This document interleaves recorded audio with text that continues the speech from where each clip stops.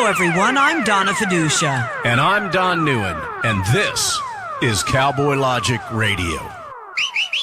Cowboys didn't dance, didn't wear designer shirts. When their hearts were filled with memories, their bodies filled with hurt. They would sit around the campfire and exchange a piercing glance.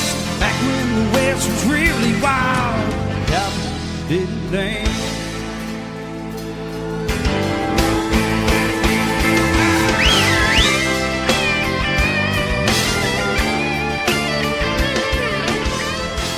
And welcome to Cowboy Logic Radio, everyone. I'm Donna Fiducia. Good evening, ladies and gentlemen. I'm Don Neuen.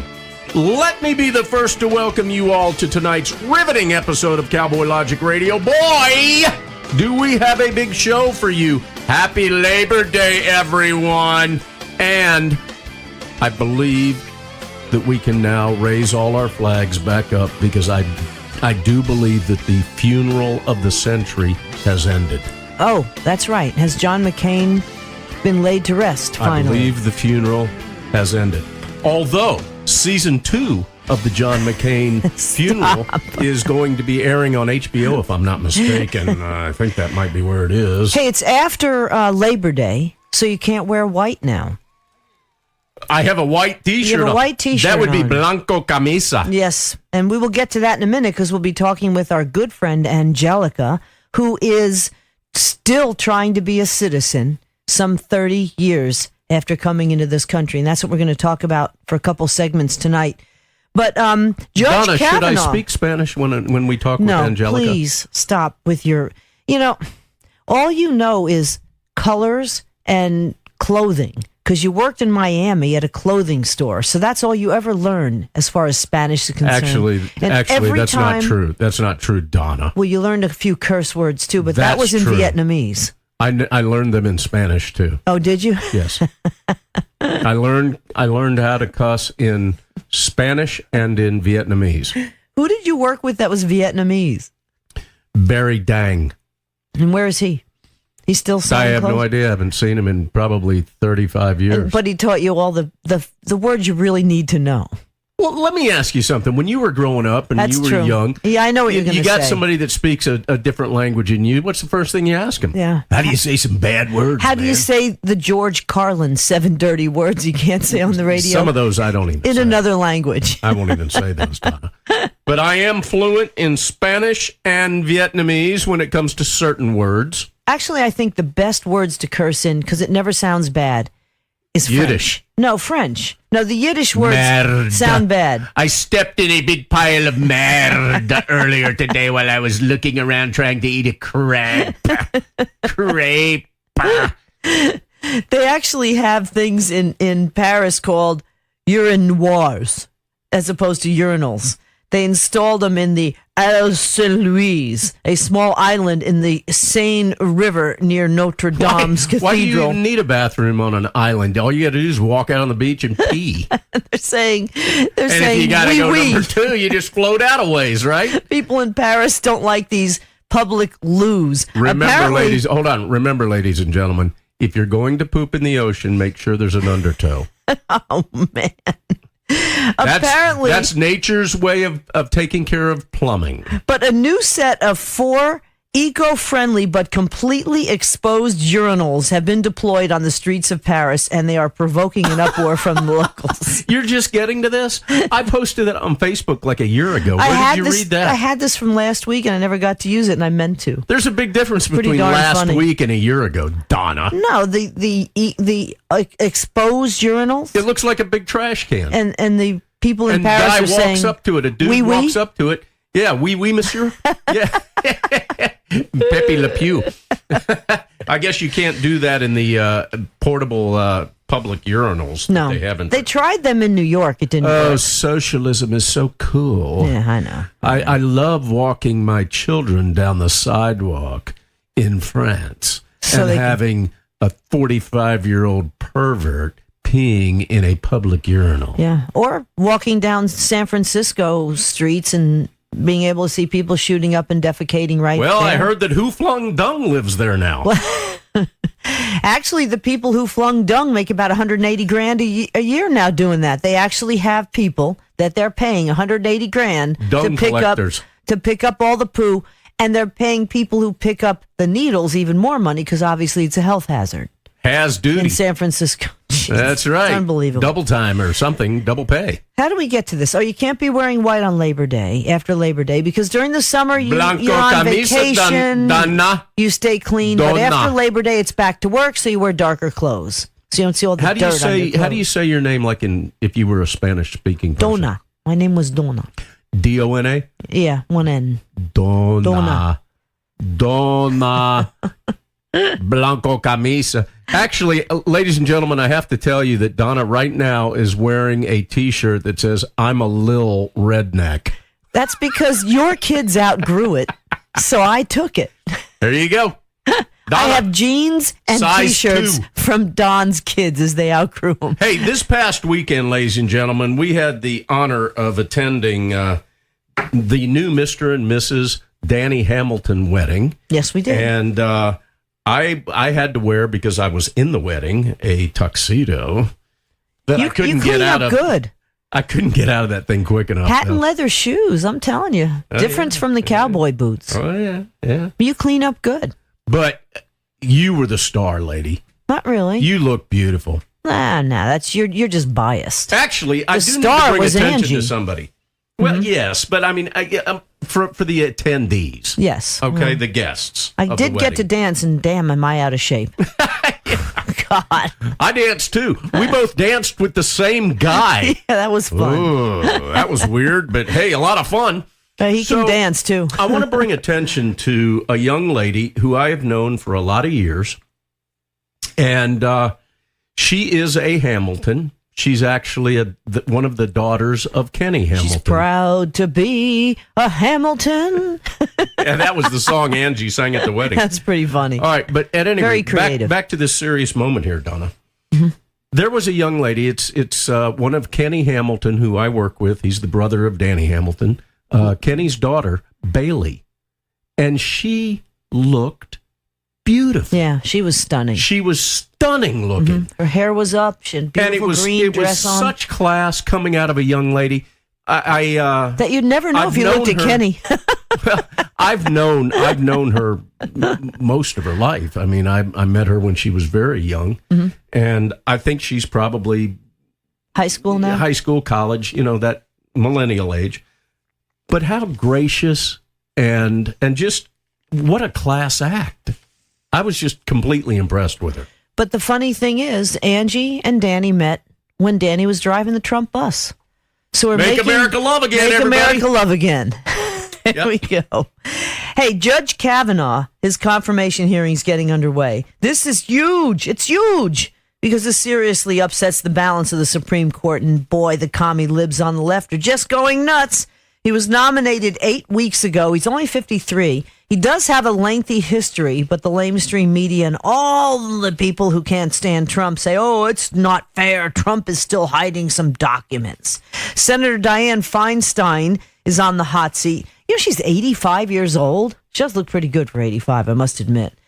Anyhow, That's Botox. she's seeking re-election, and her party That's a wants her facelift. to hold Kavanaugh's feet to the fire. There's a guy named Kevin De Leon, speaking of the French. He's running against He's either that or Feinstein. Spanish. It could be Spanish, yes. Could be In Spanish. California, they don't That's have too true. many people from France. Anyhow, Donna. so he's running They got against Houflong Dong Feinstein. and De Leon. And he's left of Ponce. Feinstein. Ponce is Can his I first finish name. this? He used to be his the name is motorcycle guy on Chips. Kevin De Leon. Is I that thought it was French? Ponce de Leon. No, Kevin De Leon. Is that French or is that No, it's not French. Spanish? It's the worst. It's so far from France. Oh, it's not even sorry. funny. Anyhow, but he's running against Feinstein. He's left of her, and he's going to hold her feet to the fire. We'll see what happens with that, but it's just getting underway. Hey, did you know in America, 2.7 million kids have a parent in prison? How come the left isn't upset that those kids are separated from their parents, huh? 400,000 Because kids. once they go to prison, they can't vote. And 400,000. How about that, Donna? That was a pretty good that's answer, don't pretty you good, think? Yeah. 400,000 kids are in foster care, many because their parents are in prison. And 765,000 kids are separated from their military parents, not knowing if they will ever see them again. I did mention this a couple weeks ago, but I want to mention it again. 765,000 kids are separated from their military parents, not knowing if they'll ever see them again because they're deployed overseas. Don is raising his hand. Yeah, Donna, ladies and gentlemen, Donna brought up the military, and it made me think of something that she and I watched this past Labor Day weekend, and that was an absolute stunning documentary on the Korean War. It was like 2 hours long. Well, the Korean War is finally coming into focus now with what's going on with North Korea and these talks, and then they did have the remains of 50 heroes come back, but there's so many others still over there. Well, this documentary was specifically about a 2-week period, roughly 2 weeks, that centered around the Chosin Reservoir. And the American troops and some of the South Korean troops had advanced all the way up into North Korea to this Chosin Reservoir. And it started taking place right around Thanksgiving.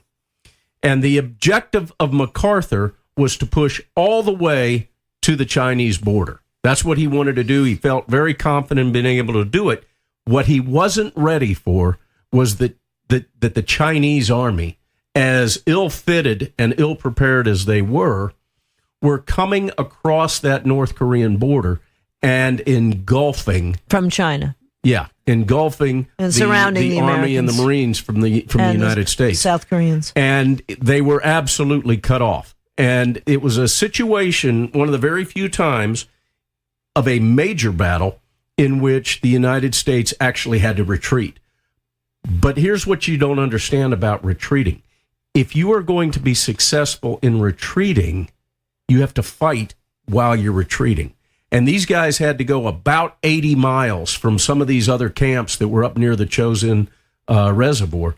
And remember also, at that time of year in North Korea, it's brutal. It's like 30 degrees below, 40 degrees below, 50 degrees below. And these guys were fighting in the 50s. They didn't have the high-tech, armor and insulative wear that they have now. Mm-hmm. The Chinese guys were even worse shape. I mean, we saw footage of guys that were in this type of condition barefoot. Barefoot in 30 degree below weather, just relentless. And the thing is, the Chinese, because of sheer numbers, obviously did surround the American and the South Korean troops. It was like 60,000 of them to 15,000 American until troops. The cold got to them, and that was it.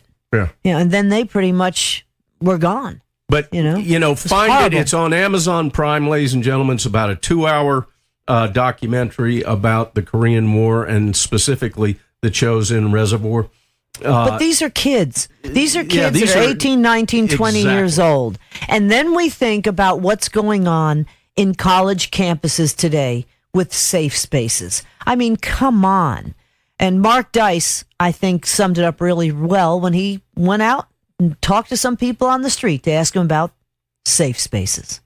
Talking to millennials today about safe spaces. Okay. Can you help educate me about a safe space? What the hell is that? Being in our bubble. Can you tell us what a safe space is? I mean, a place where you're not going to get hurt or ridiculed. And so on a college campus, if there's people with like Halloween costumes that maybe make you feel uncomfortable, does that make it not safe anymore? Yeah, that's not a safe place. So that's violent. It's not safe at all to be just seeing those Halloween costumes. Mm-hmm. So if you saw like a white person wearing like a sombrero and that's not safe. No, because that's ridicule. That's being made fun of. It's using that as a caricature. And you're not joking, are you? No. Oh my gosh. Okay. Yeah, times have really changed. I can't believe how insensitive these people are these days. Yeah, I mean, wearing these costumes and trying to have fun on Halloween, I'm not sure where they think they can get that idea. No clue. You're still not joking, are you? Still not joking. Okay. All right. Thank you. Just talking about the issues of the day. Can you explain what a safe space is to me? A space where an individual feels free to express anything and everything. Is incest acceptable in the safe space without being judgmental? If some folks want to practice incest, are they going to be welcomed in your safe space? If there are two consenting adults? Like, if they're two consenting adults, I mean, I guess so. So, like, if a father and his daughter were having a sexual relationship, as long as they were over 18, you wouldn't be judgmental. You would allow them in your safe space. They're part of the LGBT community. If they both wanted to and were like within totally sober and cognitive And states of consenting mind. adults? Yeah. Okay. And you're not being sarcastic at all? No, I'm not. You're very no. serious. Yeah. I think Okay. people can do whatever they All want. right. Hey, congratulations. If I were to make some sexist jokes, would that be a violation of your safe space? Definitely. It would. Yes. It wouldn't be funny at all? No. No. Sexist jokes, totally out of the question. Not funny. Not funny. Racist jokes? Same. Not Terrible. funny. Not acceptable. No. What kind of jokes can we use today that are still funny and not scary and offensive to you kids? Well, I think Ones that don't involve like a violation of humans, like that would disrespect any kind of people. Jokes can't be disrespectful anymore. No, not toward people. Not towards people. Yeah. So if I made a racist joke, would that be like a violation of your safe space? It would just mean I wouldn't want to spend time with you anymore. So you don't think racist jokes are funny? You don't have a sense of humor? Oh, what is this for?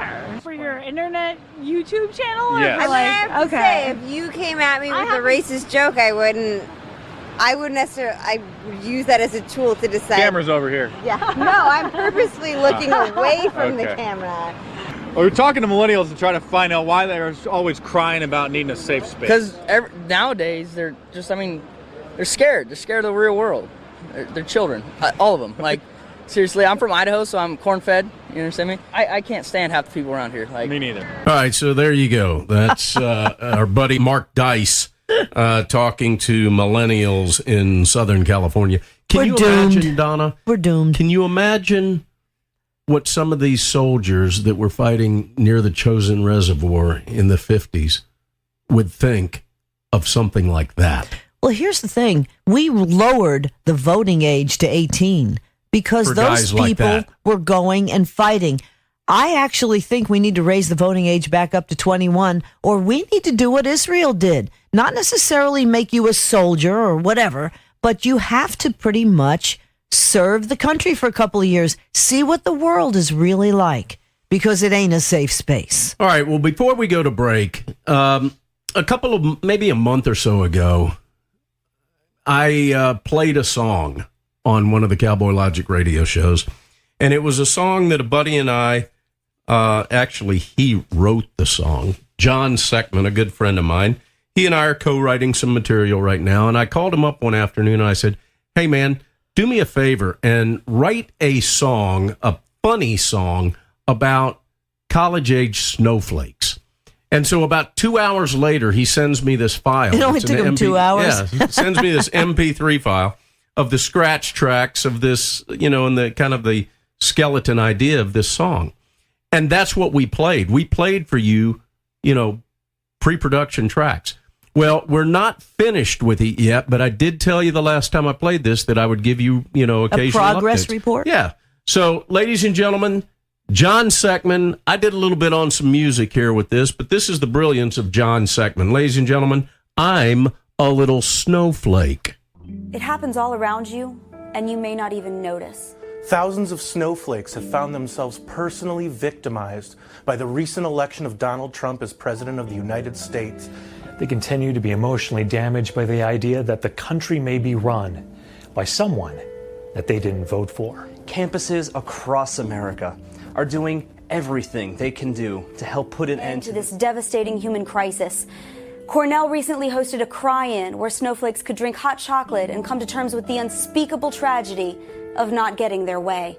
The University of Pennsylvania offered puppies and kittens for snowflakes to cuddle. The University of Michigan Law School scheduled a post-election self-care workshop where snowflakes could color and blow bubbles. Other colleges and universities even canceled classes and final exams for snowflakes when the emotional damage was just too crippling.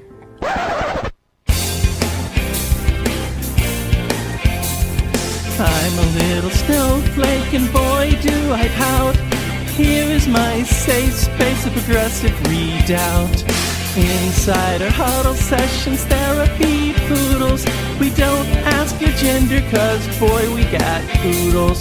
When ideas come that I don't know much about, I go into my cry closet and cry it all out. I feel bad about America, and that's no lie. I wish we weren't so special, but I can't tell you why.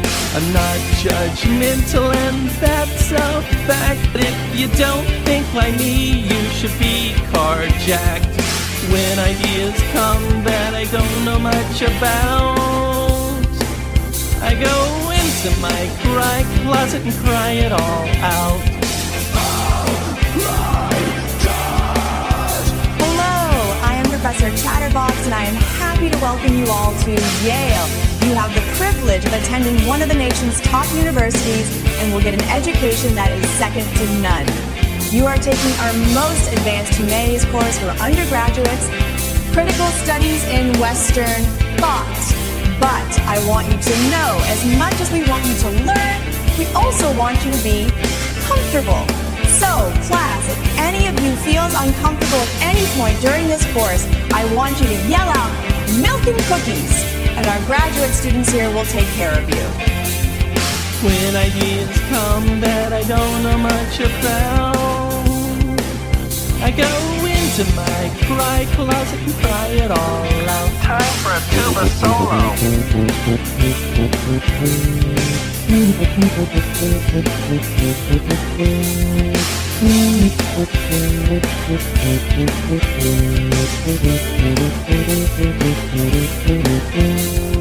When ideas come that I don't know much about, I go into my cry closet and cry it all out. We control the education system where ideas begin. Grades are judgmental, so we use lavender pens. Come join our cause, cause we're all about freedom. We'll put the government in charge and see how that turns out.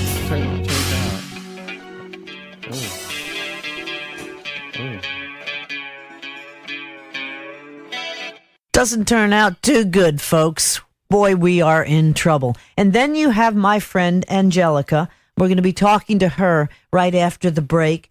Been here over 30 years, still trying to get her citizenship. I tried to sponsor her. Her brother finally was able to sponsor her. She had to be here when both her parents passed away. A very emotional interview, and she's finally talking about it. Then we're going to talk about our presentation at the South Carolina Tea Party Coalition Convention and the media bias and the influence of the Russians on social media. Imagine that. It's all coming up next on Cowboy Logic Radio.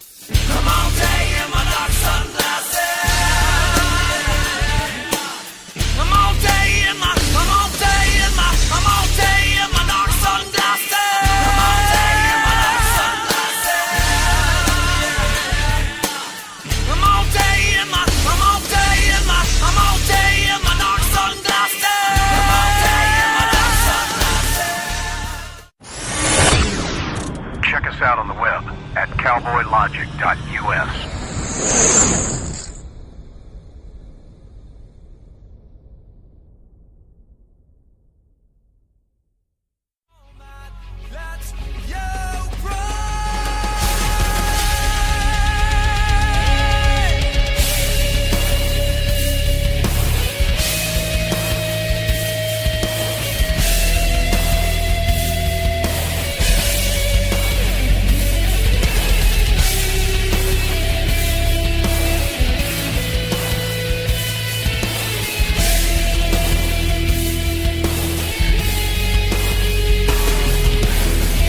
Welcome back to Cowboy Logic Radio. I'm Donna Fiducia, along with Don Neuen, who actually is sitting to my left right now because taking the main microphone that Don normally uses is a very good friend of mine named Angelica.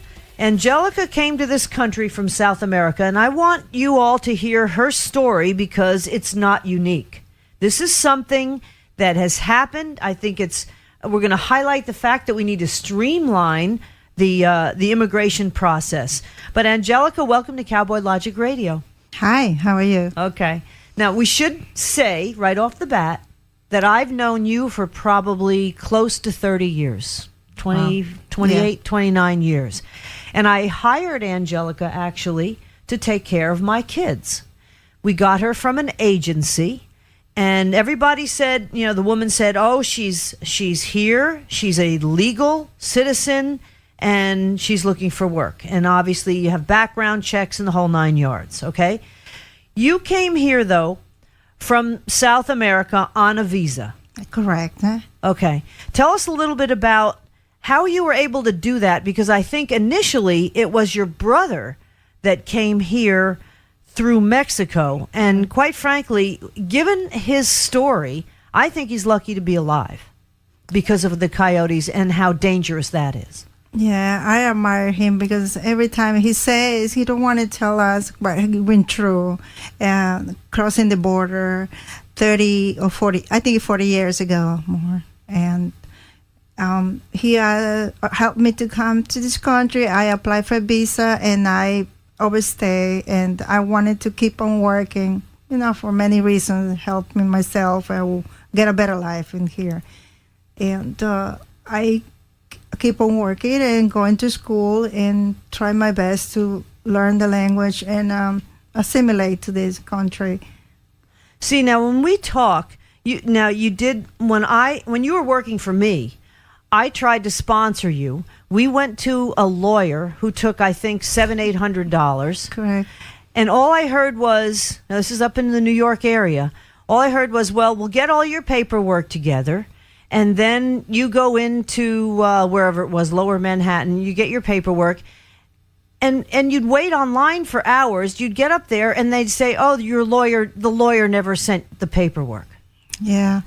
I actually went for the interview at Lower Manhattan, and they say, I need more documents to prove, which I have everything on it, and then just told me to go back and get more proof, which I don't know what proof we're talking about, because all I have is I presented to them, but the lawyer called me. Mm-hmm. The thing is, to me, from what I could see, from when I tried to sponsor you, was these lawyers are a bunch of rip-off artists. They did a couple of times. They charged me, and they tell me to say stories that is not true, so they can get the money. And they promise something that is totally fake. And they told you to lie so you could stay here? They told me that if you say that you have certain amount of years, you probably will get through. It's unbelievable.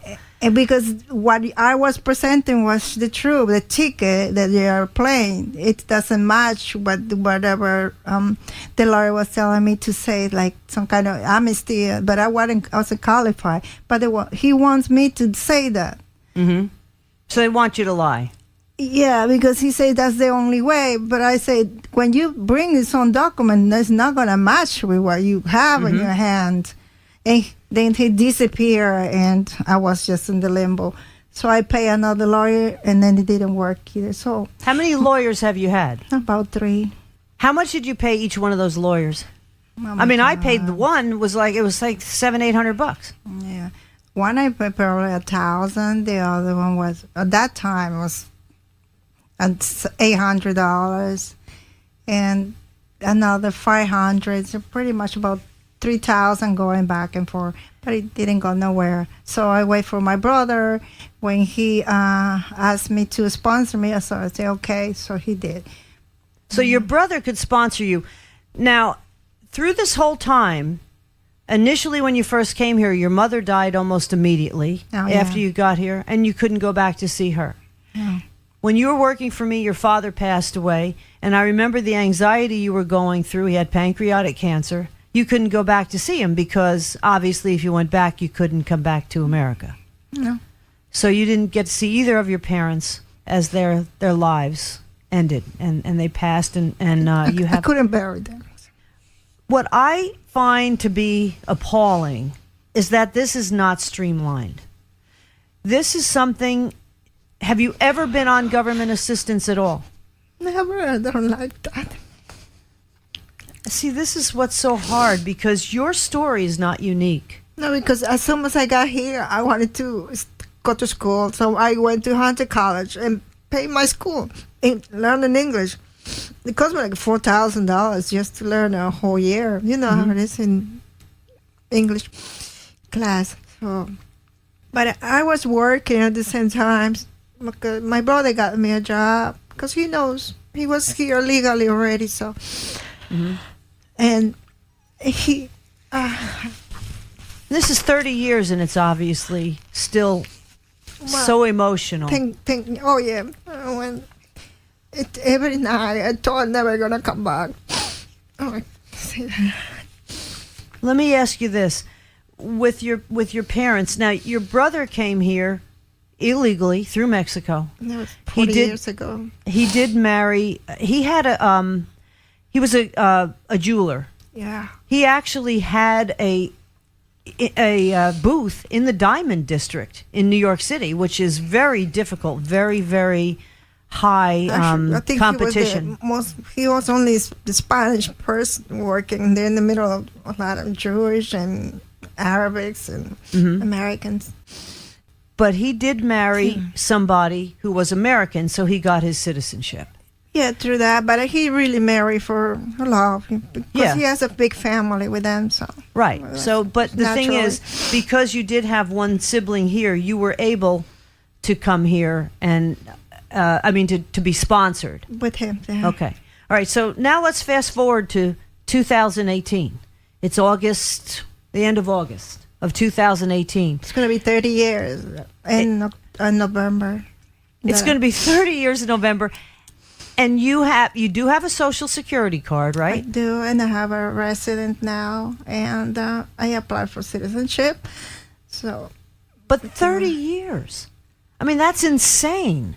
Now, obviously, you've gone back to South America and come back like you're supposed to. Yeah, twice already. Twice already. So, what is the holdup at this point, and when do you think you really will be actually able to get your citizenship? They told me just have to wait and follow the waiting period, that the immigration rules, whatever. That's what they told me. And when do you anticipate actually finally becoming a U.S. citizen? But according to my lawyer, they say maybe next year, so I have to wait 1 year. We're at 31 years then. I mean, on one hand, as a person who was born here in America, I get really annoyed at people who come here illegally. On the other hand, I get really annoyed at the government for not being able to streamline this. This is so frustrating. Your story is not unique. You are probably one of the nicest people that I've known in my life. We've become good friends. Obviously, my kids aren't in diapers anymore. In fact, they're all taller than you and I by about a foot. And you still don't have your citizenship.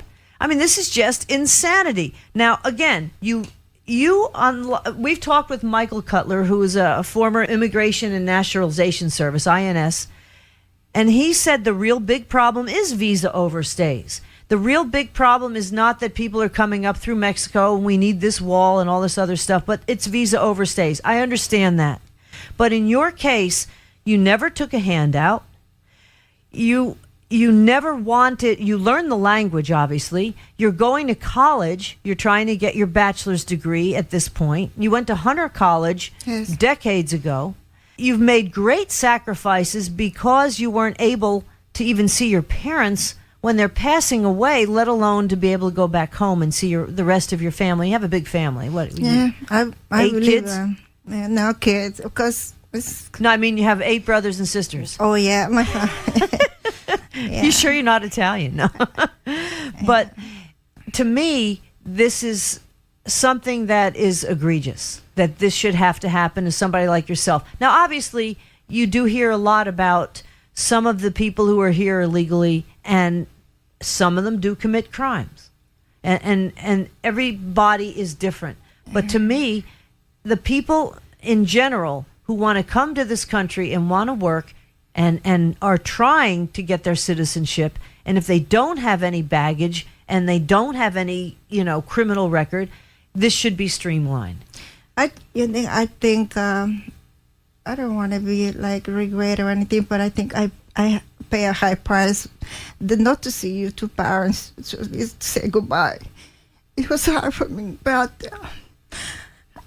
I think if you let people go in and come back, it will be easier. We will have to waste so much money, and lawyers try to rape you. I mean, it's hard. It's hard. In other words, make it easier to go back and forth and to be able. At least they control that, But yeah, you know that you're not gonna come back and see your brother, your mom. You have to make sacrifice and choices and what's better for you. So I decided to stay and not to see them when they died, when they were sick. I just can't imagine. I just can't imagine that. I should mention that your brother, who did come through the Mexican border illegally initially, who is a citizen now, he did marry an American, and he has his family here. What did he say to you when Donald Trump got elected? He called me the night and say, we won. We won. Because he's up to people, He knows what sacrifice and work hard it is, and it's what he's been taught in life. You don't get nothing for free in this world. You got to work for it and earn it in the right way. So he was actually happy that Donald Trump got elected. Let me ask you something. Is that something that you're finding in the Spanish community? We hear in the mainstream media that Trump is going to lose the majority of the black and the Hispanic vote. To me, and tell me if you agree with this, if the economy continues to turn around and you're gainfully employed and you're going to college, you're really trying to live the American dream, even though you're not quite an American yet, but you're trying, and you're hopefully going to get there next year, and I want to have to go up to New York and celebrate with you. But do you feel that Donald Trump is starting to make some inroads with the black and Hispanic community in some respects because he is trying to make lives better for people? I believe even if it's not Donald Trump, it's whoever tries to make it better and for his country, try to make the country prosper. I think it will support in any way. That's what I think. In my personal opinion, I think he's doing a good job, and whatever in the economy, if you have a good economy, everything else will come along and everything will go well. Do most of your friends feel that way too? You live in New York, though. You're in the bastion of liberalness there, especially in Queens. In fact, is what's her name, Ocasio-Cortez? Is she going to be your congresswoman? I don't even know who is she.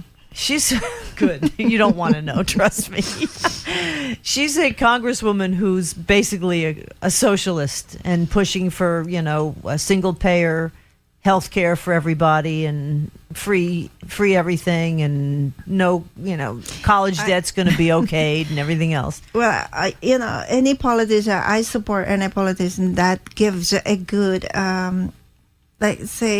for the citizens to prosper. And I definitely disagree with someone who just, like, for example, when I came to this country, I say, who pays someone who doesn't want to work? Like, give it the money for free. I never heard such a thing before. Doesn't make any sense. Yeah. To give people something for free because they don't want to work for it. And I don't want it to be criticized, because there are people who's from here too. But the people that comes here illegally, I see they're here illegally. On top of it, they have kids, and top of it, more kids, and I don't know how they do that. It's hard enough to take care of yourself, let alone to support a kid, or two or three. Yeah, yeah. It's instead of getting prosper, get better, working hard to do a better life. I don't understand that. Mm-hmm. Did your brother vote for Donald Trump? Of course he did. He did? Yeah, he's a long time ago. He said that before. Hot deal, Luis. Very good. Yeah, now he's if you hear him, he really knows what to say. He's a citizen a long time ago, so it was like 15 years ago. So he did vote for him. Let me just reintroduce you here. We're talking with a woman named Angelica, whom I've known now for almost 30 years. And again, I mean, I hired her to take care of my kids. She was my kids' caretaker, babysitter. While I was working at radio and television in New York City, she was there every day. Never, I don't ever think you ever even called in sick. I mean, you stayed Monday through Friday. You went home on the weekends. I don't think you ever called in sick. It's not your nature. When you're sick, you never called in sick. But you came here from South America. In some respects, you were lucky because you had a brother who was able to really blaze the trail, and a very dangerous one at that, coming through the Mexican border. Exactly. In the back of a truck. Didn't he come in the back of a truck? Did he pay a coyote, you think? I don't know. He doesn't want to talk about exactly how he came, but I know long time ago he described that he came like from Mexico, because when he got his citizenship, he went back to Mexico, to the embassy of United States, and they stamped his visa. So he all right, so he's now an American citizen because it was streamlined for him. It still took him 15 years, but he did marry an American, so he's an American citizen. So he's able to sponsor you, and I know it's very emotional to talk about your parents and the fact that you were here and you were living with me when your father passed away. I remember how horrible that was because you couldn't go back home. But initially they said that if your parent had come here, if your brother had sponsored a parent, it could have streamlined it better for all your brothers and sisters if they wanted to.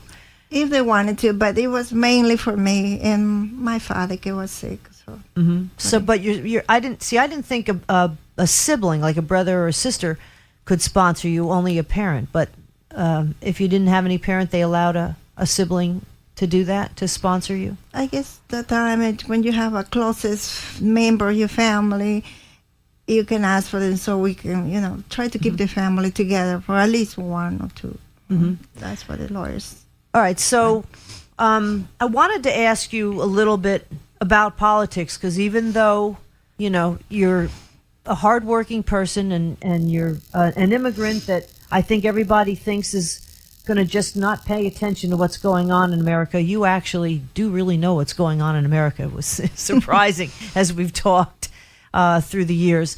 What do you think about the Democrats wanting to abolish ICE?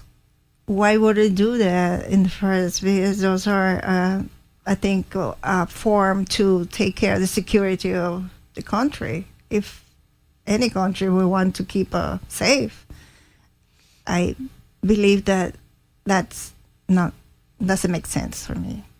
It seems to me like they don't want borders. They want no language, no culture in this country, and they've been anti-police. And now that Donald Trump is in office, they've been anti-Trump anything. So obviously, since he's using ICE in the way it was made after 9/11 to crack down on immigration abuses, now they're just saying, well, because he's actually enforcing the law, then let's just get rid of ICE completely. This is how they fight against it. I mean, it just makes no sense to me. Exactly. I disagree completely. Abolition ICE. I think they should keep that and keep a country safe. This is coming from somebody who essentially, and you admit it, Angelica, you overstayed your visa, and it's taken 30 years, and it's still 30 years and counting. It's just insane, because someone like yourself, just like my grandparents were when they came here, they just wanted a better life for themselves. Obviously the circumstances were different. I have one set of grandparents came through Ellis Island, another set that came through Canada and came down. But you had to have a support group like you have with your brother. You had to have a family or some sort of support. There was nothing there for people once they got here. You sunk or you swam, one of the two. I can say something. My mom passed away right after I got here, a month after. It was empty for me, nothing to do or fight for. but thanks to my brother, I stay and keep on, forward, keep on going. And after I got a job and worked for you, it was totally different. I thought I'd find a family that I was missing back home, because working for you wasn't really working. It was like I was getting paid for doing what I like, and I found a family with you. So I just wanted to say that. Now you're gonna make me cry. It's true.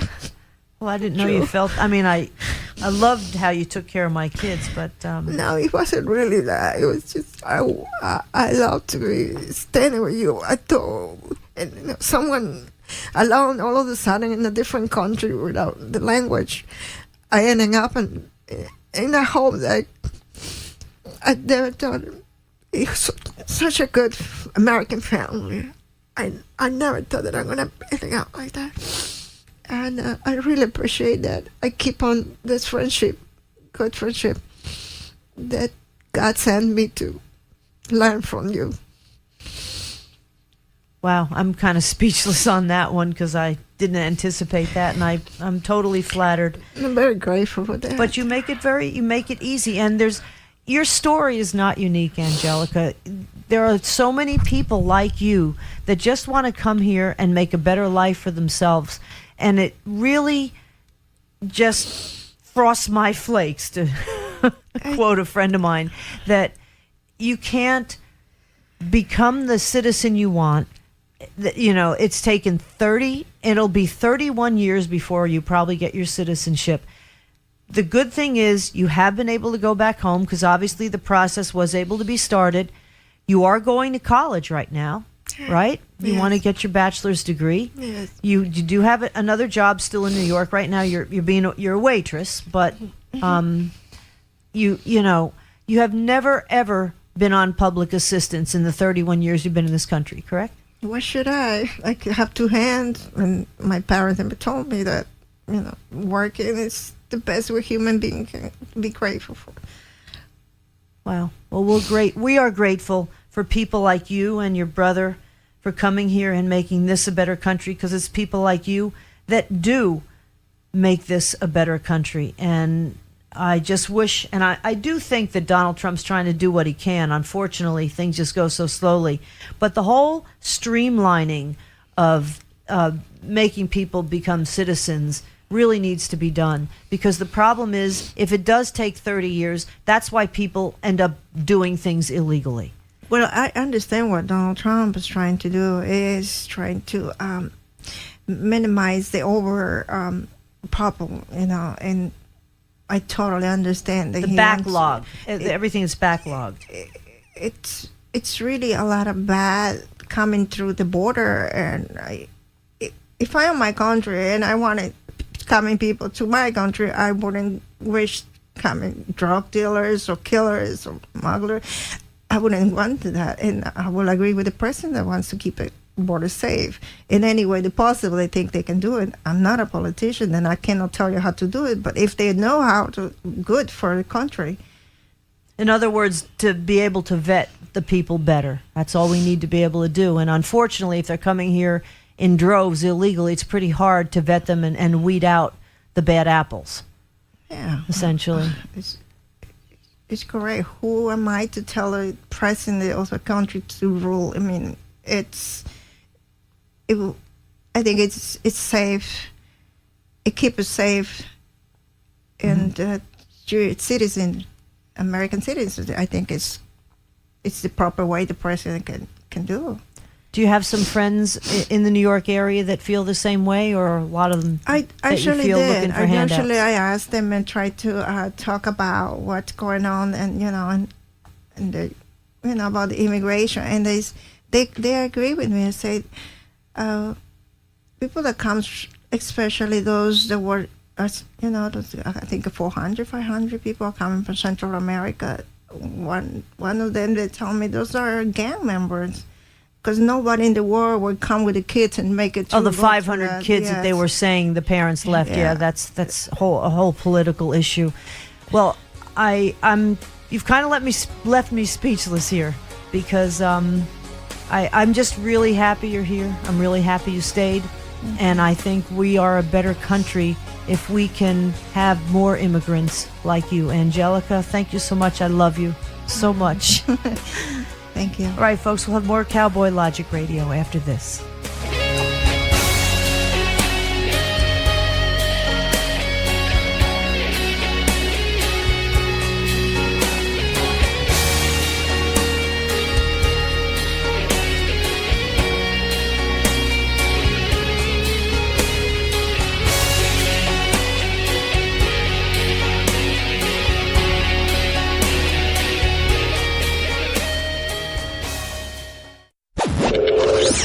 Check us out on the web at cowboylogic.us.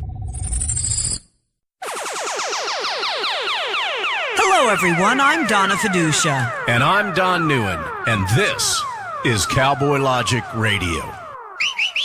Cowboys didn't dance, didn't wear designer shirts. When their hearts were filled with memories, their bodies filled with hurt.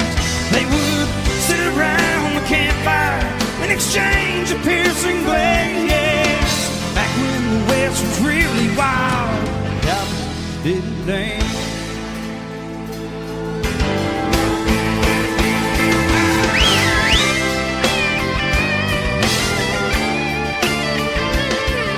And welcome back to Cowboy Logic Radio, ladies and gentlemen. Now it is my turn. I'm Don Neuen, ladies and gentlemen. Let me welcome you to segment number 3 of tonight's riveting episode of Cowboy Logic Radio, where we have a dear friend of ours that is spending a little quality time with us here at Double D Ranch, and we will refer to her as one Angelica from South America. ¿Cómo está? Very well. Thank you. No, ¿cómo está, mamacita? Muy bien, gracias. Azul pantalones.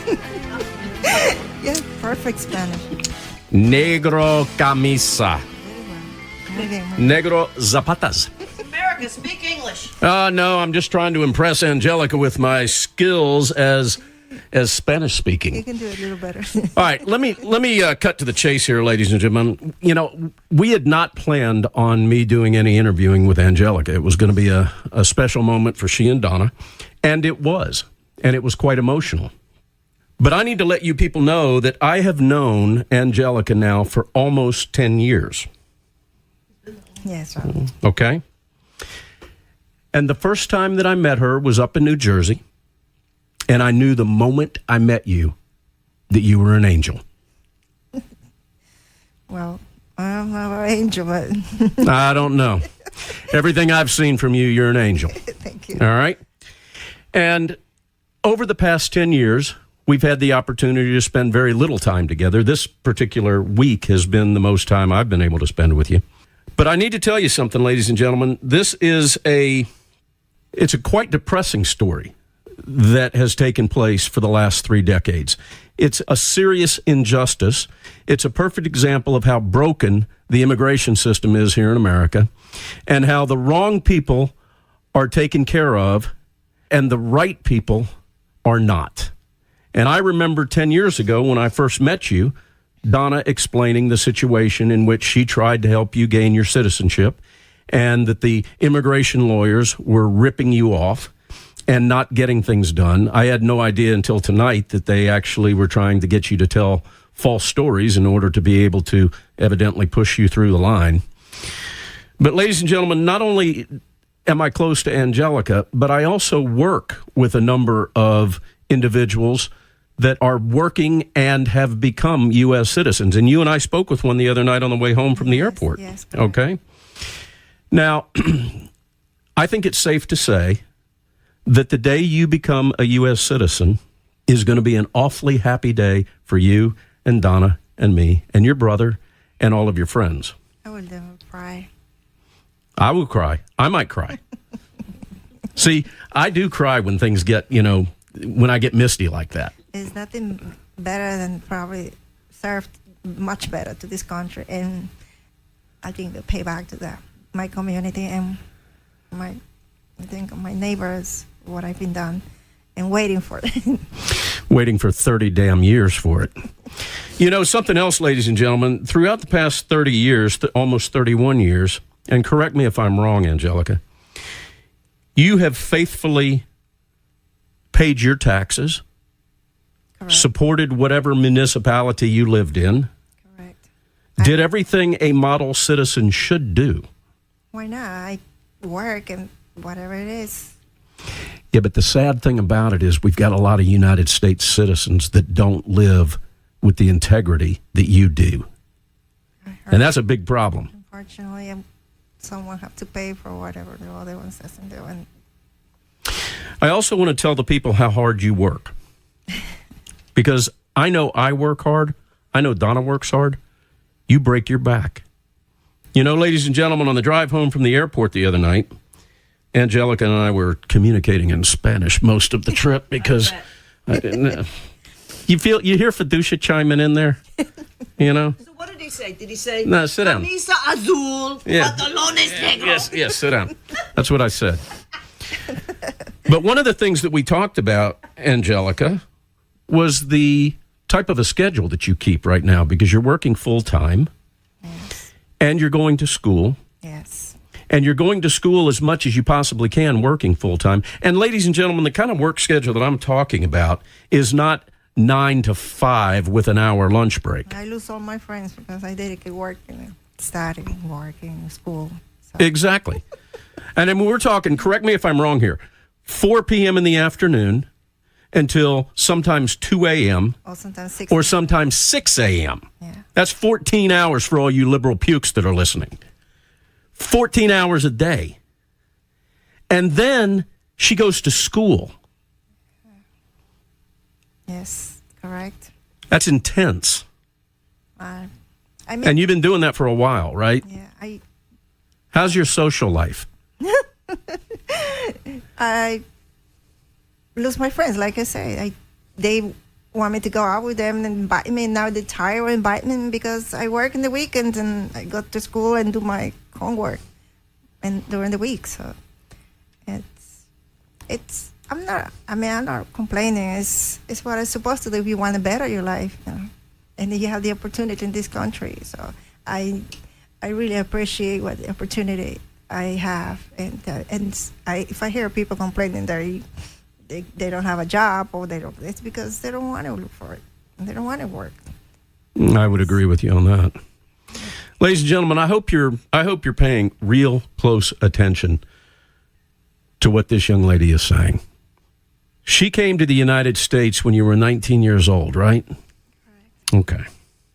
Our beloved listeners, I'd like to have you think back at what you were doing when you were 19 years old. And I don't think too many of you were changing the hemisphere that you lived in to go to a country that you didn't know, that didn't speak your native tongue, to try to better yourself.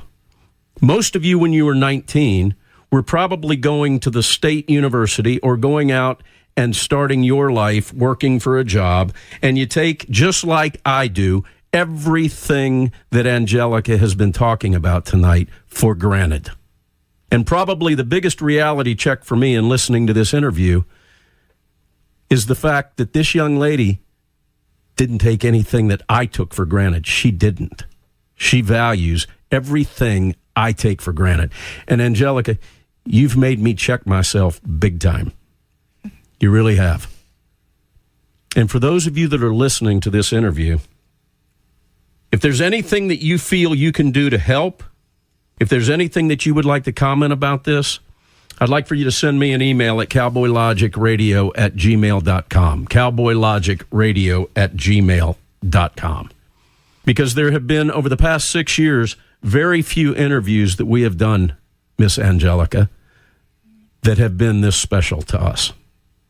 You're an angel. Thank you. I just wanted to say one thing. I am very grateful to be in part of this country, and especially your family. I'm very lucky to have two good friends like you. It's not easy to find good friends like you. True American. I appreciate what United States brought it to me, and I don't regret anything what I've been through, except for when the time I couldn't go and see my mom and my dad when they passed away. But the rest is it's pretty much good. Very good. I can't complain my life. Mom and Dad are looking down and they're smiling on you, my dear. They are smiling on you. Thank you. And I know you know that. Yes. They're smiling down on you for what you have become. They're smiling down on you for the integrity that you have. They're smiling down on you for the courage that you have.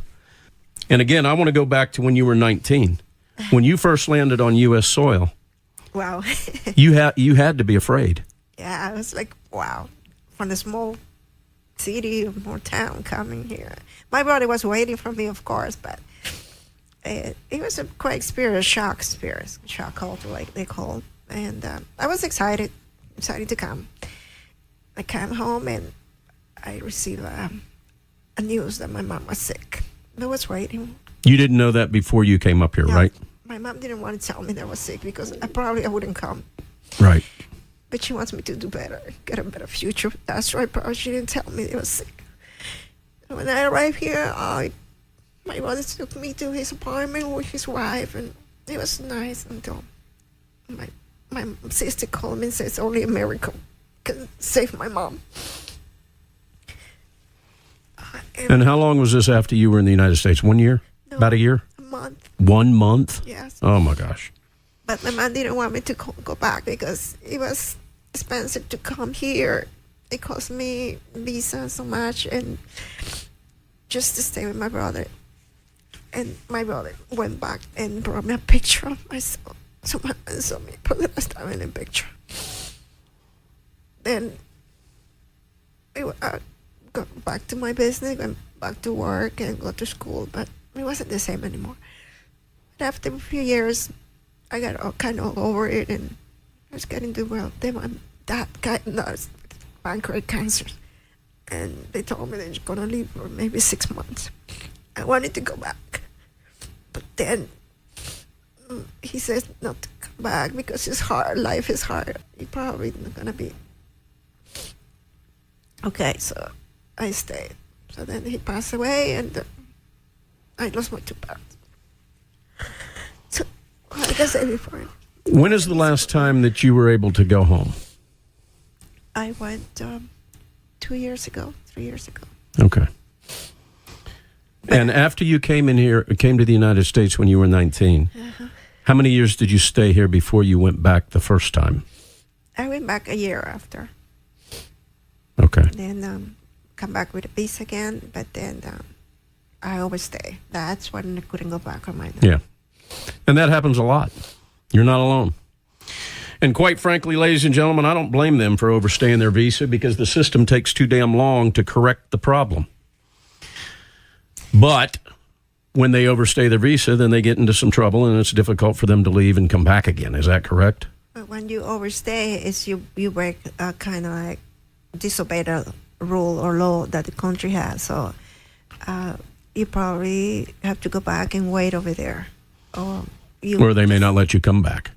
Right, that's the risk you take. I've got a friend right now that if he leaves the United States, he can't come back. No. And he's working on trying to get his citizenship.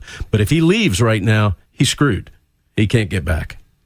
Yeah. And he had a same situation in which it was, an overstayed visa, a lapsed visa. I think is that the penalty that we, as a breaking the law, it will be pay for it. Yeah, yeah. Let me ask you this. If you were to, you got 30 years of wisdom that you've built up by being in the United States as a foreigner, what advice would you give to someone, say, from South or Central America or Mexico, for any other country for that matter? Any other country that's not a failed state like, say, Syria or Yemen or anything like that.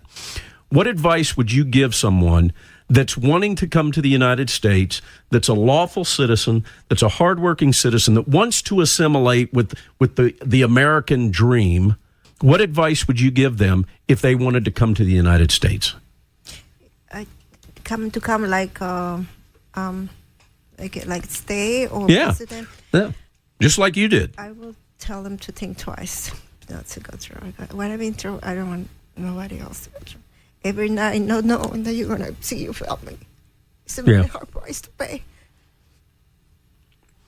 It's a price I can't imagine. Yeah. And after a long time, when you go back, you lost everything. They're not the same anymore. So you lost a lot. And you had a good life in South America. If I remember correctly, on our drive back from the airport, we were talking about the fact that you'd started college down there, right? Yes, I don't need it to come. And you didn't come from a needy family. You had a big family. Yeah. Everybody's dinner portion was probably a little bit smaller than they are if you got a 2 or 3 person family. But, Mama was busy popping babies out, right? Yeah, I was going to school the first year, college first year, so. But, when when you're young, you want to try all the adventures, wanted to try all, cultures and see how it is. That was my reason that I came to see other countries. So what do you think of the American culture? 30 years later, what do you think about us? It's pretty exciting. It's like, it's a beautiful country, though. I don't change for anything in the world to learn, and it taught me a lot about growing up and independence, and earn your life. 30 years. Well, you've lived here more than half of your life. Yeah. Well, and the thing is, I was ready for an answer of, I think America is the land of opportunity. It's the land of liberty. But you've got a lot of people that feel like they're entitled to have things. That's what I thought you were going to say. Over here? Yeah, over here.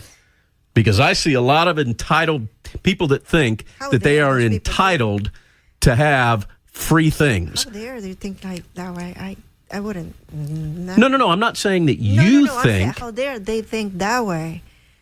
Who thinks that way? Those people that think they're entitled to get everything here. Yeah, I call them schmucks. You've heard that term up there in New York, haven't you? Oh, my God. It's like, well, come on. You got to work for anything here or everywhere in the world. By working, that's why human beings. It's kind of what makes the world go around, don't you think? Yes. Yeah. It's amazing, ladies and gentlemen, when you spend time with somebody that was not born on this soil. And again, I want to go back to something that I was talking about earlier, and that is that, Angelica, you made me realize that I take for granted things that you would give anything to have, and that bothers me that I'm feeling that. And I thank you for making me feel bothered about that. Because think about this, beloved listeners. You don't have to worry about anything she's been talking about. For those of you that were born here in America, you have the greatest privilege on the face of the earth. You're an American citizen. And here's someone that left her home, left her family, has gone through sorrow that I don't want to experience in order to pursue the dream of living in America. And she's been jerked around by the damn immigration system for 31 damn years. Correct. And that is unforgivable. It is unforgivable. And I wish there was somebody that you or I knew, Donna, that we could place a call to and say, fix the damn problem. If for no one else, fix it for our dear Angelica. Yeah, because every time I see why some people get their papers right away, or how come it is so much people are giving papers and people don't want to work or don't want to do better themselves, or as soon as they get the residence or citizenship, they don't want to work. Yeah, it is amazing. Down on the border, and again, ladies and gentlemen, we've got more than just the southern border that's a problem for illegal immigration. But down on the border, you've got immigration lawyers, a bunch of damn left-wing immigration lawyers that are down there advising people that are crossing that border illegally how to take advantage of the system, how to milk the welfare system, how to obtain more benefits than U.S. citizens actually have. But then you've got somebody like Angelica that has broken her back for 30-plus years, paid her taxes, been a model citizen, made multiple attempts and spent thousands of dollars to try to have her citizenship granted to her. And again, let's think about what she's wanting to do. You know, you are willing to give up the citizenship of your home country to become a citizen of this country. You've been willing to do that for 30-plus years. And because of a bogus system and a broken system, you've been put off for 30 years. It's inexcusable. But you've got people that are down on the border right now that are coming across that are being given handouts in the form of health care. You pay for your own health care. I do. Yeah, you do. And you had a surgery, what, a year ago? 2 years ago? I did. Pays for her own health care, ladies and gentlemen. Pays her own taxes in a state and a city that's greasing you every time you bend over with taxes. I guarantee you're paying a higher percentage probably than I am, because you live in the great state of New York and in the great city of New York City. So you're paying all kinds of taxes, and you're working your ass to the bone to stay a model citizen and going to college to better yourself. What do you want to do when you graduate college? If you could have any job you wanted to in the United States, and somebody to go, hey, Angelica, you're a model citizen. You're an angel. We want to make you a U.S. citizen. You're exactly what we're looking for. So if that happened and you finished school, what would you like to do? Where would you like to go to work, and what would you like to do every day? I always wanted to work in my community and pay back or somehow cooperate and work together for a better future. My community, either way. And you want to use your language skills, your Spanish-speaking skills? Do you think that would be advantageous? Bilingual stuff? Having the language is always an advantage, and why not? I help. I also learn translation from the college, so I know how to do that. You learn translations, English to... English to Spanish. That's where you learned your English? Donna didn't teach that to you? The hell you doing, Donna? Got a lot better when I was employing her. I'm sure it did. Yeah. Angelica, we've only got a couple of minutes left before we have to go to break. What are your thoughts on sanctuary cities? Where, you know what I'm talking about, right? Yeah. I believe that those... It's very hard to really have a really direct opinion, but I think they're protecting people they're protecting bad people, I guess. Yeah. Well, they're protecting anybody. Anybody that's there, they'll protect them. You get here, you're safe. Because if you have nothing wrong, I mean, just why you will be hiding? Yeah.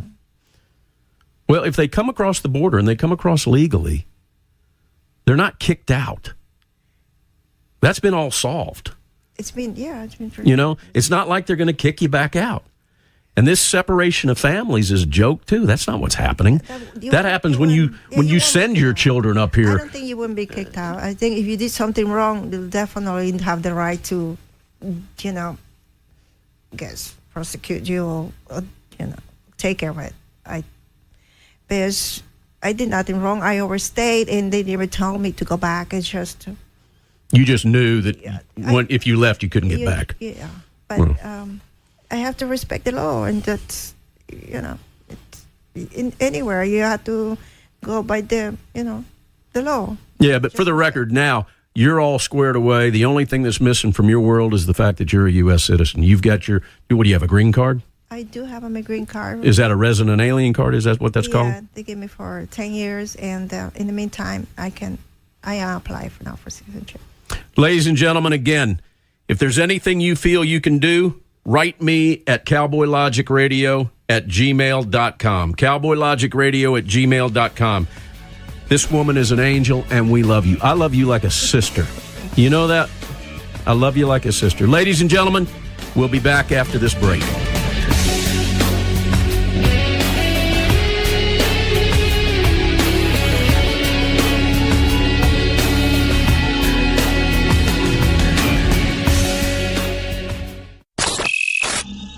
out on the web at cowboylogic.us.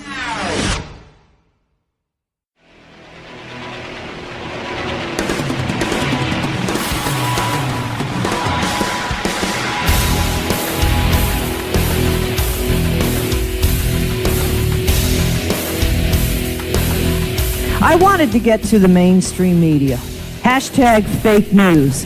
Hashtag double standard. Hashtag my head is exploding. I mean, when I worked in New York City, back when I really started in television, doing news itself as opposed to radio, which was rock radio, and that really doesn't count.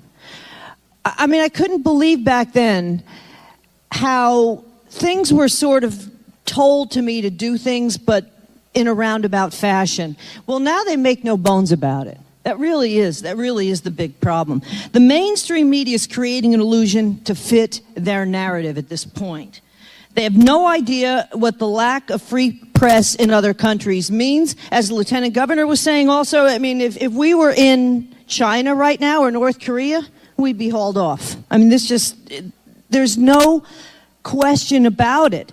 And they take it for granted. And the people take it for granted because that's what they're taught. They're taught to just follow as opposed to think for themselves. The mainstream media's rabid hostility toward Donald Trump is just mind-boggling to me at this point. I mean, I just can't.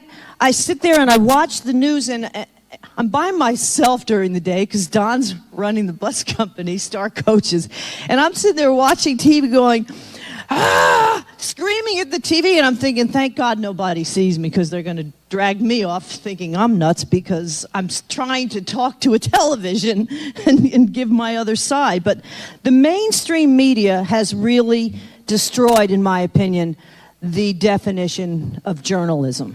I mean, when I went to school, people didn't know what your thought was. You were supposed to give both sides of the story, fair and balanced, and let them decide. And that's really not the case anymore. Walter Cronkite, in my opinion, is rolling over in his grave at this point.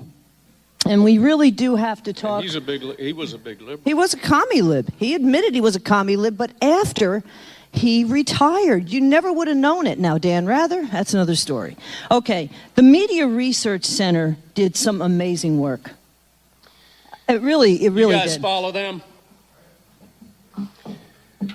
Let me back up a little bit here, Donna. In 2007, Donna retired from the Fox News channel and moved down to Georgia. We survived until about 2013, and then we could not take it anymore. And one day we found ourselves standing in front of the television, and not only was the Italian from New Jersey screaming at an inanimate object, but so was I. I said many of those dirty words. I admit it. Yeah, so did CNN. Well, yeah. We've got it. Where's John Guandolo? Is he in here yet? He was just walking around over there. He and I are trying to figure out who is going to be the first person on this stage to say, and I'm not going to say it, but John, we're trying to figure out who's going to be the first. It might be you. It might be Admiral Lyons. We're not real sure who's going to say it, but somebody's going to drop it. Who's going to, what'd you say? Money's on Ace. Money's on Ace? My money's on him too. But at any rate, in 2013, Donna and I were standing in front of our television, both of us screaming at the television, and we decided we have to do something about this. Now, we were politically active. I've been a conservative since I had the privilege to vote coming out of high school and in college. See, that's the difference, though. I grew up in a union family in Essex County, New Jersey, Cory Booker territory. And I finally said to my parents, who died in the early 90s, I'm not driving you to the voting booth. I'm not driving you to the polls if you're going to pull that lever with someone who has a D behind their name, because this is not the party of John F. Kennedy. That's the problem. Everybody's shifted to the left, and it's so frustrating to see this and not realize how our kids are being brainwashed in the next generations to come. New Jersey Italian, Sorry. I told you. That's why he radio pukes his All right, name so here's the deal. In 2013, she and I looked at each other and we said, we got to do something about it. We can no longer just be politically active. We need to do something more than that. So we took radio back into her career. She thought she retired. We said, nope, let's get into radio. We have the technology. We can do it. So we started this radio show called Cowboy Logic Radio. And it was based on a bunch of rants that I'd been doing for 4 or 5 years on Facebook and in social media. And so we started our own radio show. How do we give back? Well, we try to connect with great people. Most of them are in this room right now, the people that we work with, that we surround ourselves with. We started a network, Talk America Radio. We've got 50 radio shows on that network. We're running 2 separate streams 24/7. This is alternative media, ladies and gentlemen. Thank you. And it's an opportunity for voices to get out worldwide because of the internet, but we've also partnered with terrestrial radio stations, AM, FM.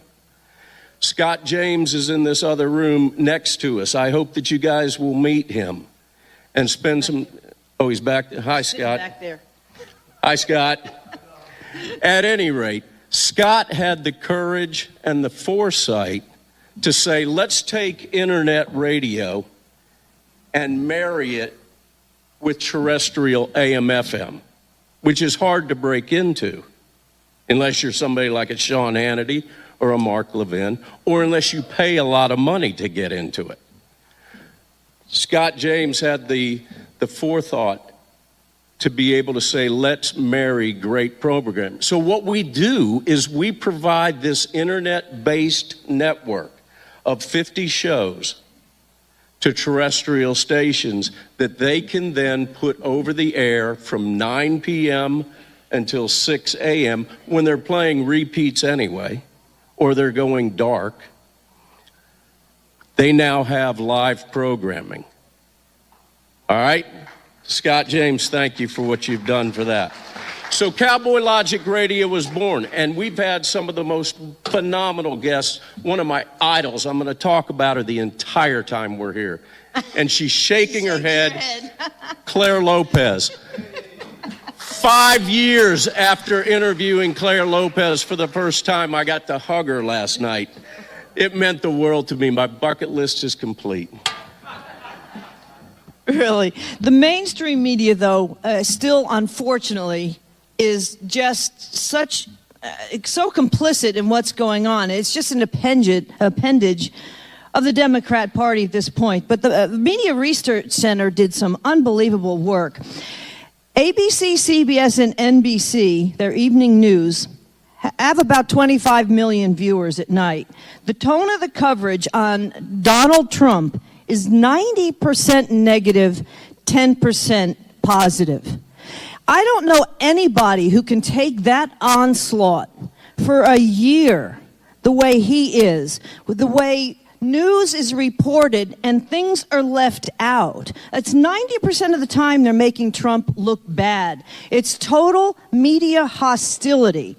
And I mean, who could do that for a year and still score 30 out of 30 on a cognitive test? I don't know. 43% of all coverage. Tall, isn't he? He's talking for us, the forgotten man, really, the American people, the American taxpayer. 43% of all coverage is focused on controversies. 20% of all coverage focused on Russia, Russia, Russia. And you know what they say? If you repeat something long enough, people are going to start believing it. We got to stand up to that.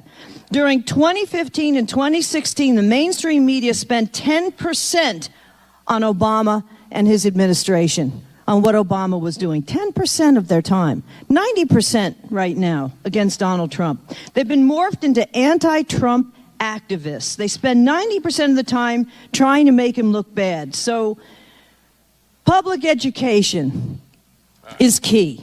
And we need to start young. with our kids, and we need to be diligent about it. And this is what brings us to our next segment here. All right. We met a little man. He's a 6th grader in a public school. During his social studies class that he refers to, and remember, this is a 6th grader, as socialist studies. Now, we're not going to tell you anything more about this young man. We're not going to tell you where he's from. We're sure not going to tell you what his name is or where he goes to school, because, as you all can appreciate, he would never be able to live that down. But this young man was given an article, and he was asked to do a report on it. The article was distributed by an organization called Newsela, N-E-W-S-L-E-A, or E-L-A. I've never heard of it. Anybody in here ever heard of Newsela? Okay, are you a teacher? You're in high school. Okay, so they indoctrinate you as well. Okay. Newsela is it's kind of like a news aggregate. They'll take articles and then they'll word them how they want the students to read them, correct? Okay. He was given this article, and I don't have my glasses on, Donna, so you're going to need to name the article. But he was given this article, and he was asked to do a report on it. Well, when he read the article in class, he was appalled. 6th grader, appalled. He takes it home. He sits down with his mom and dad and says, I don't know what to do here. This is not how I was raised. Now, Donna's going to describe to you this article, and then we're going to play the audio of him reading to you all the report that he wrote. His response. The title of the article, this just makes me ill reading it. Trump's anti-Muslim retweets meet global opposition. Let me repeat that. This is the title of an article for a 6th grader to write a piece on. Trump's anti-Muslim retweets meet global opposition. This is a kid, again, in 6th grade who refers to social studies as socialist studies. The article was typical anti-Trump. He said he's had more of these through the years. So he asked his mom to keep her cell phone close by because he said, I'm going to have to call you. I think I'm going to have to call you on this one. So. Hold on. His concern, ladies and gentlemen, was that when he turned the paper in, that he would be chastised in front of his class by his teacher. So in his own words, can we get our technical guys ready here? There you go, Hank. All right. We are going to cut one. Hat tip, Hank. We will let you hear in his own words what this 6th grader wrote. Ladies and gentlemen, this is his rebuke to Trump's anti-Muslim retweets meet global opposition. This article relates to the period of Reconstruction by leaving out facts to incite anger, which will only lead to our country being divided further. The article states that President Donald Trump stated the violence was committed by Muslims, when in truth, President Donald Trump stated the violence was created by radical Islamic terrorists. Also, where it says President Donald Trump teases Senator Warren by calling her Pocahontas, the article leaves out the fact that Senator Warren claimed for years to be Native American, knowing it was a lie that she finally admitted it was a lie. It is true that David Duke supported Donald Trump. However, Trump did not ask for his support. News articles such as this one, which report half of the facts of the situation to push the idea of racism where it does not belong, is the reason why there is so much hate and intolerance in this country. I am glad I watch the news every night so I can recognize fake news. This article... Give it up! Can you There's a future president of the United States, ladies and gentlemen. This kid rocks. And then he goes, oh, I sound like a girl. Because his voice hasn't changed yet. He's a 6th grader. Obviously, there were other things in this article about David Duke and Pocahontas and everything else, too. But, I mean, the kid, this is what's going on in our school systems today. And parents think, well, our kids are getting educated. They're not. They're getting indoctrinated. And we need all of you as parents and grandparents and high schoolers to talk to your fellow students, talk to your kids, talk to your kids' kids, and tell them what's going on, because through the years, this has caused such a huge, I call it a tidal wave at this point, where the left is making no bones about it. And this is really scary stuff, and the future is in our children, and we need to try to leave them the best country we can.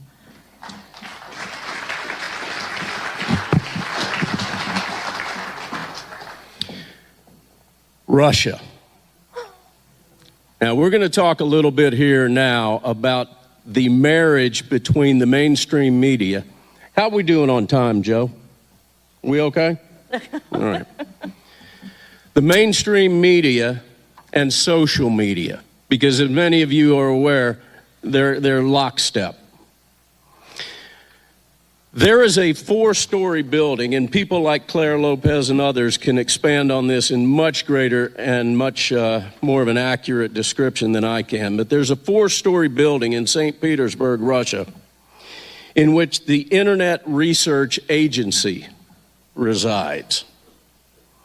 The job of the people that are in that building are to meddle. They meddled in the 2016 election. They meddle on both sides of the aisle politically in social media.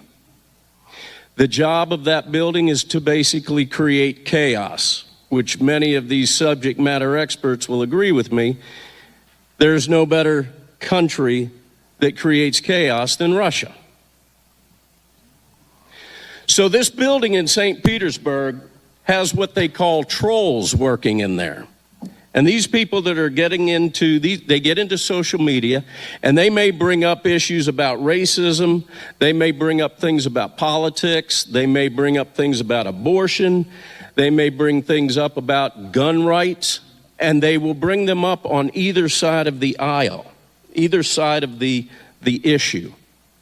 And the design is to get you guys to share it and interact with them. They're spending tons of money on this. They're buying ads in Facebook and Twitter and social media. They spent tons of money on this. Now, the reason that we're bringing this up is because as soldiers for conservatism, you've got to vet everything. How many times have you accidentally shared something on Facebook or retweeted something in Twitter only to find out that you looked like a goofball doing it because you didn't vet it? I've done that. All right? Got to stop doing that. You got to start vetting things. So how do you do that? Well, you've got the military brass, and I use that term to describe all of these soldiers that are going to follow Donna and I at this microphone. Get with them. Follow their work. Follow their tweets. Those people have been vetted. These people, when they say something, you don't have to go back and do the research on it to make sure that you can repost that or retweet it with integrity. All of these people that are going to be speaking here over the next 2 days, 3 days, have been vetted. They've been vetted by Joe Dugan. They've been vetted by their peers. They've been vetted by people in the media. They've been vetted by people in the alternative media like Donna and I now. So you can count on it. Now, other ways that you can battle this fake media stuff. You walk into a restaurant and you see CNN playing on the TVs in the restaurant. But you want to eat at the restaurant, and they allow you to carry your sidearm into the restaurant. So you're going to eat at the restaurant. You simply go up to the manager on duty and you ask them, why are they playing CNN on this TV? And would they please turn it off? And if you find them to be some liberal puke that's going to argue with you, then just simply say, okay, don't turn it to One American News or Fox News. Turn it to the DIY channel. And we'll watch same-sex couples build tiny homes in countries that are assholes. For $685 a square foot. All right, so now you know how to deal with restaurants, okay? Because if they have the sign up in front that says, no guns allowed, what are we all doing? We're going elsewhere. What about, you all travel in airports, correct? How many times have you seen CNN International playing in the airport? Or CNN?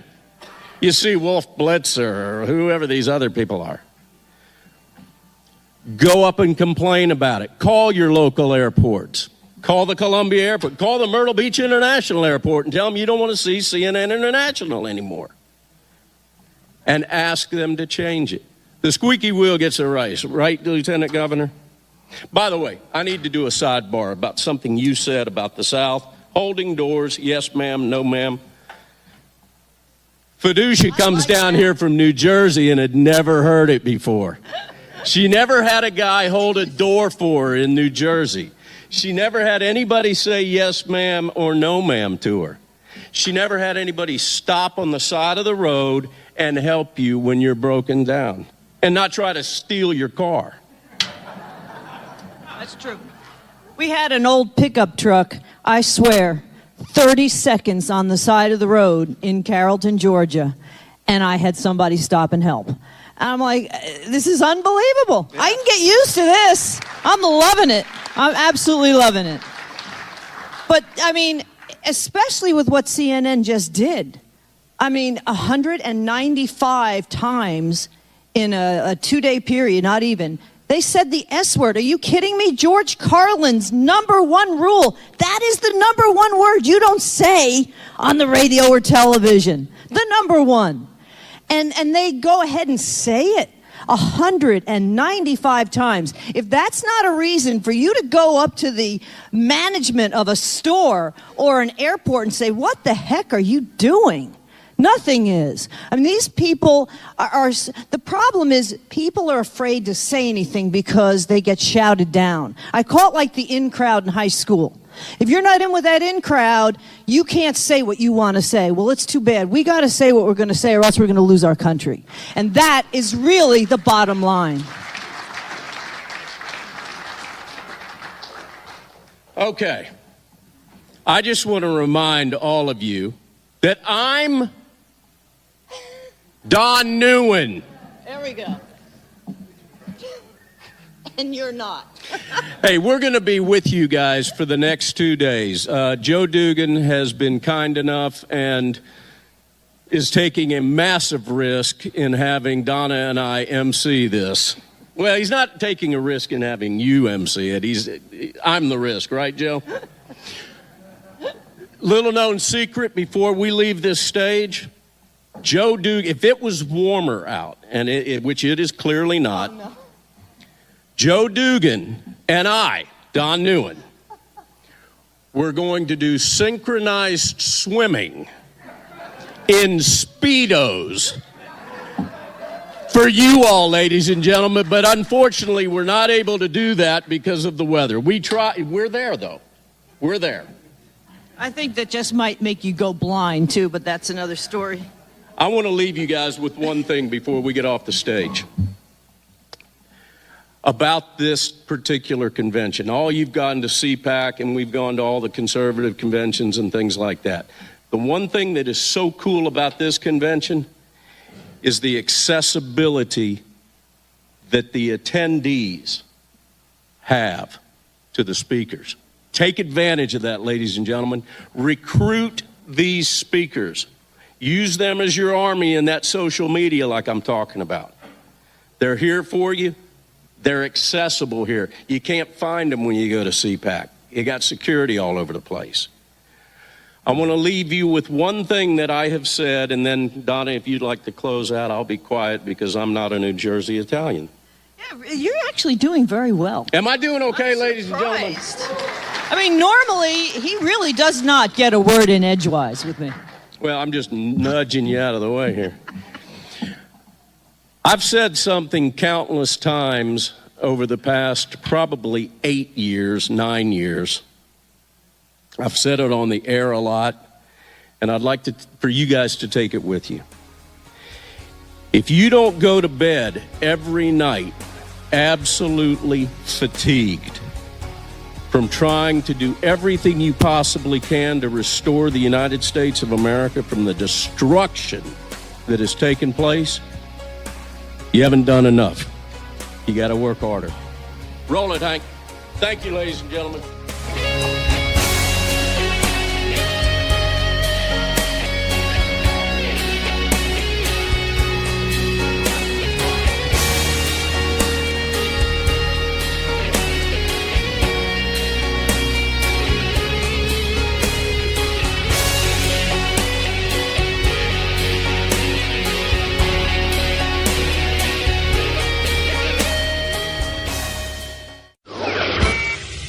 Check us out on the web at cowboylogic.us.